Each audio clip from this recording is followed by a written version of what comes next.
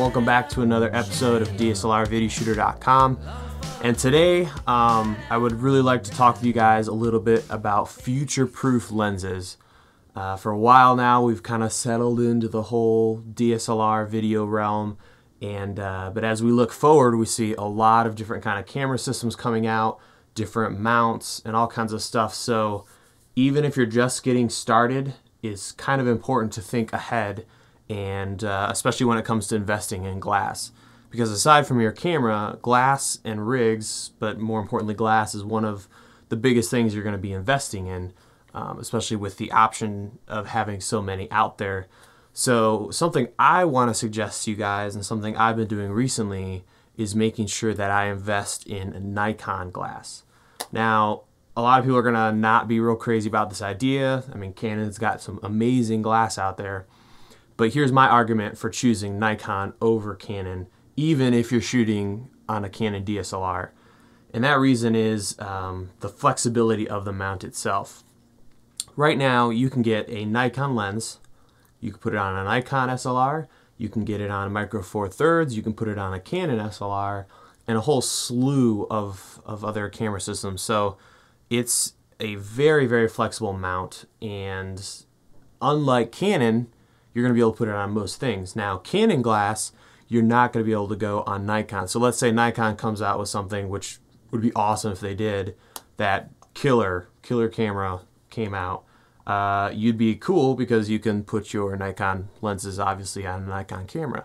But if you have a bunch of L glass, you're not going to be able to make that conversion. And the reason is because of the distance between the actual glass and the film plane or sensor. The math is backward for Canon, so that's why the Nikons will work.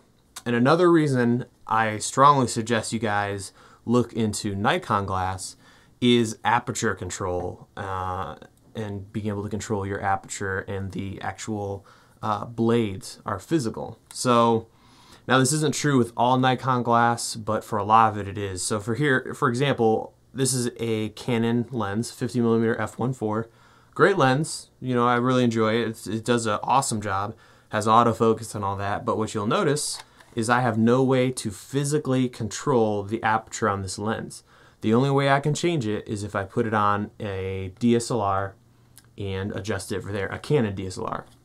So I could never use this, first of all, on a Nikon because it just wouldn't physically work, but on lens converters or anything else, just because I can't control my aperture. I would have to have a DSLR, a Canon DSLR, on set with me all the time. Whereas a lot of Nikon glass actually has manual aperture. So I've been falling in love with Tachina lenses, not only because they're incredibly well built, very structurally sound with hard stops. There's tons of reasons I love them. But one of the big ones is on all their Nikon lenses, they have manual aperture. So I could take this and I could put it on any of the new Sony cameras. I could put it on an AF100, a Nikon camera. I use them on my 7D, and I can always control my aperture. So even though this is an electronic lens, you could put this on a Nikon SLR and use those features. It's awesome because I can still access everything I need to, zoom, focus, and aperture manually. So this is one lens brand, the Tachinas. They're really great, especially the Nikon ones that have the manual aperture. But I know Nikon, if you have a little more money, you can actually buy a lot of their zooms and primes. Obviously, their older primes are all manual, and those will work on a whole slew of cameras. So next time you're thinking about buying lenses, think about that and analyze whether or not that's something that may be important to you. Now, the other thing I want to address is a lot of you guys are photographers, or you do a lot of stills, and you're saying to yourself, dude, I'm going to lose autofocus. And yes, that's true. You're not going to be able to have autofocus on your Canon SLR. So there's a couple options. First of all, you can find a few lenses that are Canon and use those for photography. So instead of buying L glass, I'm interested in more in the ultrasonic lenses. They're still really high quality, but they're not as expensive, and you can still get a great image quality. They're all autofocus, which is great. Another option is if you're okay with doing some manual focus, there's special mounts out there that will give you something called focus confirmation. And what focus confirmation is when you're manually focusing, if you half press your shutter release, it'll actually beep and show you what's in focus when you look through your eyepiece. So it won't work for live view, but again, for stills, most of the time we're going to be using the actual mirror and the eyepiece on the camera. So that's another feature. You will have to manually focus, but at least you have what's called focus confirmation and you know what's in focus. And I think for most of us, especially as video people that still want to do stills, this is for sure acceptable.